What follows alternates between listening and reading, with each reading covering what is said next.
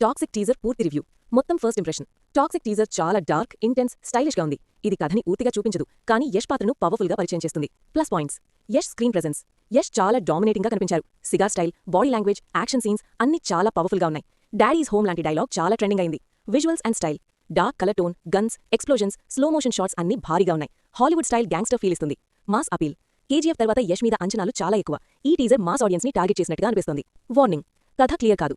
టీజర్లో కథ గురించి ఎక్కువగా చెప్పలేదు. ఇది కేవలం క్యారెక్టర్ ఇంట్రడక్షన్లా ఉంది. ఓవర్ స్టైల్ అనిపించొచ్చు. కొంతమందికి ఇది చాలా లౌడ్గా, స్టైలిష్గా అనిపించొచ్చు. యాక్షన్ ఎక్కువ, ఎమోషన్ తక్కువగా అనిపించవచ్చు. కొన్ని సీన్స్పై విమర్శలు. కొన్ని సీన్స్ కారణంగా సోషల్ మీడియాలో మిక్స్డ్ రియాక్షన్స్ వచ్చాయి. ఫైనల్ వర్డిక్ట్: హైప్ చాలా ఎక్కువ. Yash performance powerful. కథ ఇంకా క్లియర్ కాదు. బాక్సాఫీస్ పొటెన్షియల్ భారీగా ఉంది. మొత్తానికి టాక్సిక్ టీజర్ స్టైల్ మరియు యష్ పవర్ని చూపించింది. కానీ అసలు కథ, ఎమోషన్ ఎంత బలంగా ఉంటాయో సినిమా రిలీజ్ తర్వాతే తెలుస్తుంది.